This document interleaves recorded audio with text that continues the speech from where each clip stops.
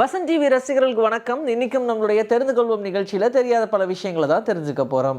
எல்லாருக்குமே விஷன் எப்படி தெரியுதுன்னு கேட்டால் நல்லா கலர்ஃபுல்லாக தெரியுது அப்படின்னு சொல்லுவோம். ஏன்னா நம்மளால் எல்லா கலர்ஸுமே பார்க்க முடியும். அந்த கலருடைய பேர் ஐடென்டிஃபை பண்ணுறதுக்கு கொஞ்சம் கஷ்டமாக இருக்கக்கூடிய ஒரு சில கலர்ஸும் இருக்க தான் செய்யுது.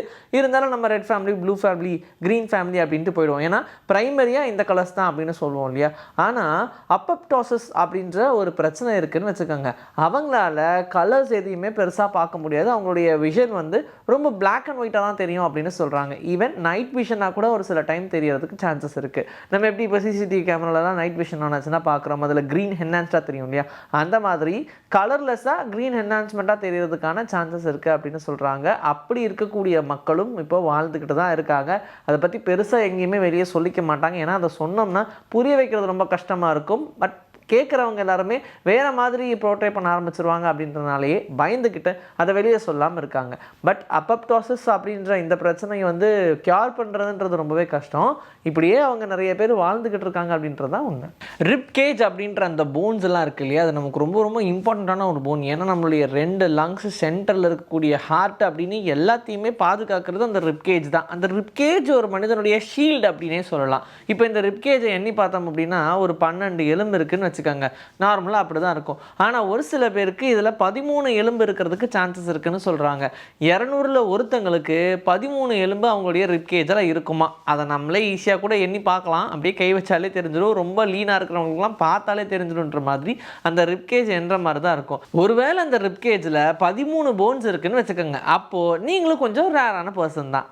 அர்ஜென்ட்டாக ஏதாவது அட்ரஸோ ஃபோன் நம்பரோ யாரோ சொல்லும் போது எழுதணுமே அப்படின்னு சொல்லி பெண்ணை எடுத்து டக்குன்னு உங்களுடைய கையில் எழுதியிருக்கீங்களா? கண்டிப்பாக எழுதிருப்பீங்க. இது சின்ன வயசுலேருந்து எல்லாருமே பண்ணக்கூடிய ஒரு விஷயம் தான். குழந்தைங்கள்லாம் மோஸ்ட்டாக கையில் கிறுக்கி விளாடுவாங்க. ஏன்னா அதுதான் நம்மளுடைய விஷனுக்கு கரெக்டாக இருக்கும். அண்ட் ஆட்டோமேட்டிக்காக ஒரு பேட் மாதிரி இருக்கிறதுனால நம்மளோட பாம்பில் எழுதலாம் அப்படின்னு சொல்லி நம்மளுடைய தாட்டெல்லாம் போக ஆரம்பிக்கும்.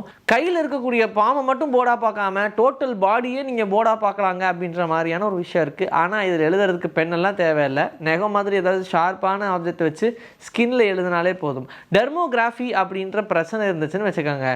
இது மற்றவங்களுக்கெல்லாம் வந்து என்ன இப்படி ஒரு விஷயமா அதிசயமாக இருக்கே அப்படின்னு இருக்கும். ஆனால் வச்சுருக்கிறவங்களுக்கு தான் தெரியும் எவ்வளோ பெரிய பிரச்சனைன்னு. இந்த டெர்மோகிராஃபி அப்படின்ற பிரச்சனை இருக்கிறவங்க ஜஸ்ட் அவங்களுடைய ஸ்கின்ல ஷார்ப்பான ஒரு ஆப்ஜெக்ட் வச்சு எழுதுனாங்கன்னா அப்படியே போர்டில் எழுதுன மாதிரியே இருக்கும்.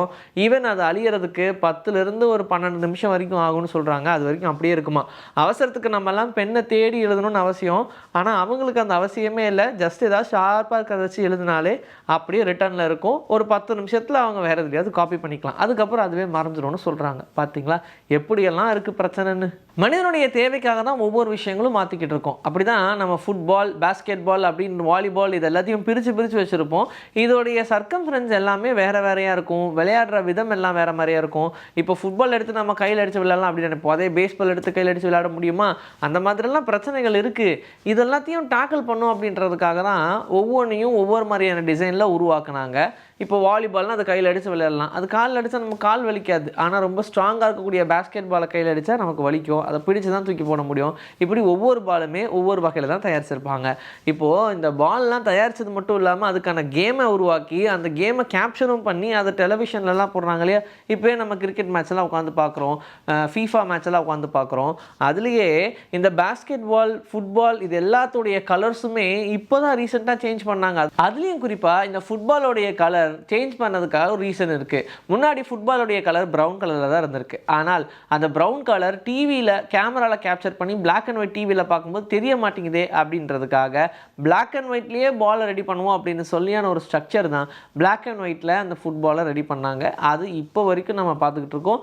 ஈவன் தோ நம்ம கலர்லெஸ் டிவியில் பார்த்துக்கிட்டு இருந்திருந்தாலும் இப்போ கலர் டிவிக்கு மாறி இருந்தாலும் ஃபுட்பாலோடைய கலர் மாறாமல் இப்போ வரைக்கும் பிளாக் அண்ட் ஒயிட்லேயே இருக்குது. ஏன்னா அது ஒரு ஐகானாகவே இந்த வேர்ல்டில் கிரியேட் ஆயிடுச்சு. மனோரியா இம்பெர்சா அப்படின்ற ஒரு வகையான டர்ட்டில் வகைகள் இருக்குது. இது கிட்டத்தட்ட உலகத்திலேயே 14 தான் எக்ஸிஸ்டிங்காக இருந்துச்சு. போக போக இந்த உயிரினமே அழிஞ்சு போயிடும் அப்படின்ற மாதிரி சொன்னாங்க. குறிப்பாக இந்த வகையான டர்ட்டில். அப்போ என்ன பண்ணாங்கன்னா டியாகோ அப்படின்ற ஒரு டர்ட்டிலை மட்டும் எடுத்து அடாப்ட் பண்ணி அதை வளர்க்க ஆரம்பித்தாங்க. அது கூட ப்ரீட் பண்ணுறதுக்கு பிளான் பண்ணாங்க.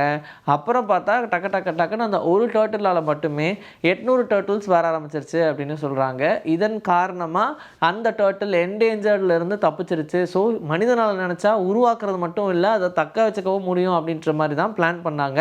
இப்போது என்டேஞ்சரில் இருக்கக்கூடிய ஸ்பீசிஸ், அதாவது அழிஞ்சிக்கிட்டு இருக்கக்கூடிய ஸ்பீசிஸ் எல்லாத்தையும் தேடி தனியாக அதை உருவாக்கணும் அப்படின்றதுக்காகவே பிளான் பண்ணிவிட்டு அதுக்காகவே நிறைய ஆர்கனைசேஷன் செயல்பட ஆரம்பிச்சிருக்காங்க. கம்ப்யூட்டருடைய சைஸ் ரொம்ப பெருசாக இருக்குது அப்படின்றதுக்காக தான் அதை குறைச்சி லேப்டாப்பு அது இல்லாமல் டேப் அப்படின்னு வந்துச்சு. இருந்தாலும் என்னென்னலாம் கம்ப்யூட்டர் பண்ணதோ அதெல்லாம் பண்ண முடியலையப்பா அப்படின்னு சொல்லி டெஸ்க்டாப் ஒரு விஷயத்தையும் உருவாக்குனாங்க. ஆனாலும் பத்தலை, இன்னும் ஏதாவது விஷயத்தை கண்டுபிடிச்சிட்டே இருக்கணும் அப்படின்றதுக்காகவே யூனிவர்சிட்டி ஆஃப் மிச்சிகன் அப்படின்ற அந்த யூனிவர்சிட்டியில் ரொம்ப சின்னதாக ஒரு கம்ப்யூட்டரை கண்டுபிடிச்சிருக்காங்க. அது எவ்வளோ தெரியுமா? 0.1 மில்லிமீட்டருக்கு. அப்படின்னா நம்ம யூஸ் பண்ணுற அரிசியை விட ரொம்ப சின்னதான ஒரு கம்ப்யூட்டரை கண்டுபிடிச்சிருக்காங்க. இதுவே ஒரு பெரிய சாதனைப்பா உலகத்தில் அப்படின்ற மாதிரி தான் சொல்கிறாங்க. இன்றைக்கி நம்மளுடைய தெரிந்து கொள்வோம் நிகழ்ச்சியில் தெரியாத பல விஷயங்கள் தெரிஞ்சுக்கிட்டோம். இதே மாதிரி சூப்பரான கண்டென்ட்டோடு உங்களை நான் வந்து சந்திக்கிறேன். This is bye from Vijayasri. Take care.